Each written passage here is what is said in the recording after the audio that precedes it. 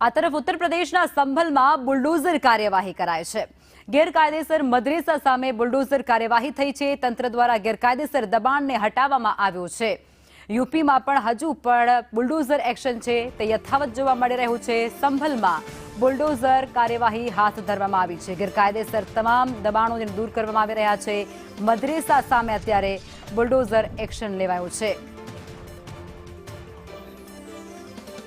ઉત્તર પ્રદેશમાં હજુ પણ બુલડોઝર પ્રક્રિયા યથાવત જોવા મળી રહી છે। ગેરકાયદેસર જે પણ દબાણો છે તેના પર સરકાર દ્વારા તવાઈ બોલાવવામાં આવી રહી છે અને આ બધા વચ્ચે સંભલમાં ગેરકાયદેસર મદરેસા ઉપર અત્યારે તંત્રનું બુલડોઝર છે તે ફરી વળ્યું છે।